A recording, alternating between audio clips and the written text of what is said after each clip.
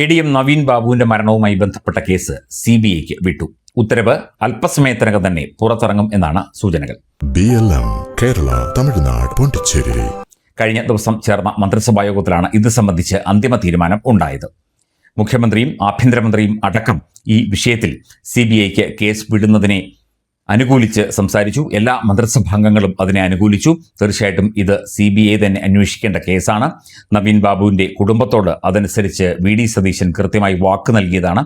ഞാൻ വാക്ക് പറഞ്ഞാൽ വാക്കാണ് എന്ന് പറഞ്ഞതാണ്. അതുകൊണ്ട് തീർച്ചയായിട്ടും ഇത് CBI തന്നെ അന്വേഷിക്കും. അതിനു വേണ്ട നിയമ നടപടികളുമായി മുന്നോട്ട് പോകാനുള്ള തീരുമാനത്തിലാണ് സംസ്ഥാന ആഭ്യന്തര വകുപ്പ്. മാത്രമല്ല, മകൾക്ക് ആശ്രിത നിയമനം, ഡൈയിങ് ഹാർനസ് ജോലി നൽകാനും തീരുമാനമായിട്ടുണ്ട്. അതും VD സതീശൻ വാക്ക് നൽകിയിരുന്നു. വാക്ക് നൽകിയാൽ അത് താൻ ഉറപ്പായിട്ടും പാലിക്കും എന്ന് അദ്ദേഹം ഇടയ്ക്കിടെ പറയുന്നുണ്ട്. പറയുന്നത് മാത്രമല്ല, പ്രവർത്തിക്കുന്നുമുണ്ട് എന്നതാണ് ഇപ്പോൾ നമ്മൾ കാണുന്നത്. നവീൻ ബാബുവിന്റെ കുടുംബത്തിന്റെ ആവശ്യം ഉന്നയിച്ചാണ് നടപടി. കേസ് CBIക്ക് വിടണമെന്നാവശ്യപ്പെട്ട് നവീൻ ബാബുവിന്റെ കുടുംബം മുഖ്യമന്ത്രി VD സതീശനെ നേരത്തെ കണ്ടിരുന്നു. UDF സർക്കാർ CBIക്ക് വിടുന്ന ആദ്യത്തെ കേസാണ് ഇത്.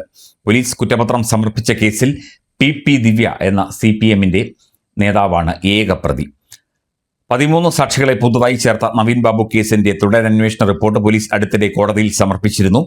ഉദ്യോഗസ്ഥർ ഉൾപ്പെടെയുള്ളവരെയാണ് സാക്ഷിപ്പട്ടികയിൽ പുതുതായി ചേർത്തിരിക്കുന്നത്. ADMന്റെ ക്വാർട്ടേഴ്സിന് സമീപത്തെ CCTV ദൃശ്യങ്ങളുടെ പൂർണ്ണഭാഗവും ഹാജരാക്കി. ദൃശ്യങ്ങളുടെ ആധികാരികത ഉറപ്പിക്കാൻ ശാസ്ത്രീയ പരിശോധന വേണം എന്ന് പ്രോസിക്യൂഷൻ കോടതിയിൽ ആവശ്യപ്പെട്ടു.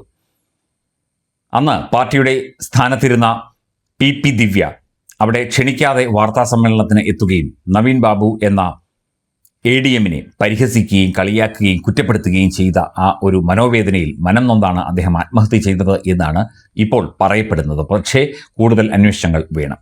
കണ്ണൂർ ജില്ലാ സെക്രട്ടറി KK രാഗേഷ് പറയുന്നത് കുടുംബത്തിന്റെ ആവശ്യമല്ല പരിഗണിക്കേണ്ടത്, സമൂഹത്തിന്റെ പൊതു സ്വഭാവവും സമൂഹത്തിന്റെ പൊതു അവസ്ഥയുമൊക്കെയാണ് പരിഗണിക്കേണ്ടത് എന്ന വളരെ വിചിത്രമായ ഒരു വാദമാണ് കണ്ണൂർ ജില്ലാ സെക്രട്ടറി KK രാഗേഷ് ഉന്നയിക്കുന്നത്. KK രാഗേഷിന്റെ ഇത്തരം വാദങ്ങളാണ് CPMന് വലിയ തിരിച്ചടിയാകുന്നത് എന്ന് CPMനുള്ളിൽ തന്നെ പരാതിയുണ്ട്. ഒരു കുടുംബത്തിന്റെ അത്താണിയായിരുന്ന ഒരു വ്യക്തി, അദ്ദേഹം മരണപ്പെടുന്നു. അദ്ദേഹത്തിൻ്റെ മരണവുമായി ബന്ധപ്പെട്ട് വ്യക്തമായ അന്വേഷണം നടത്തണം എന്ന് കുടുംബം ആവശ്യപ്പെടുന്നു. എന്നാൽ ഈ കുടുംബത്തെ പരിഹസിച്ചുകൊണ്ട് അവഹേളിച്ചുകൊണ്ടൊക്കെ KK രാഗേഷിനെ പോലെയുള്ള പൊതുപ്രവർത്തകർ രംഗത്തെത്തുന്നത് CPMന് വലിയ തിരിച്ചടിയാണ്.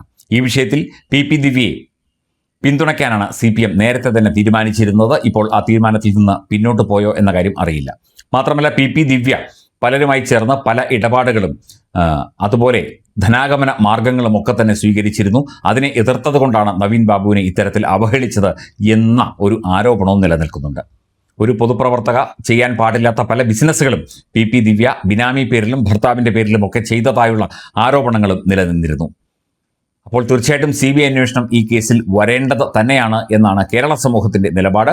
കൃത്യമായി PP ദിവ്യ ഇതിനകത്ത് പങ്കാളിയായിട്ടുണ്ടെങ്കിൽ ആത്മഹത്യാ പ്രേരണ അല്ലെങ്കിൽ മറ്റേതെങ്കിലും തരത്തിൽ അദ്ദേഹത്തെ അപായപ്പെടുത്തിയത് ഒക്കെ തന്നെ സംശയിക്കുന്നുണ്ട്. അതുകൊണ്ട് CBI അന്വേഷണം ഉടൻ തന്നെ ഇപ്പോൾ ഉത്തരവായിട്ടുണ്ട്, ഉടൻ തന്നെ ആരംഭിക്കും എന്ന് തന്നെയാണ് റിപ്പോർട്ടുകൾ.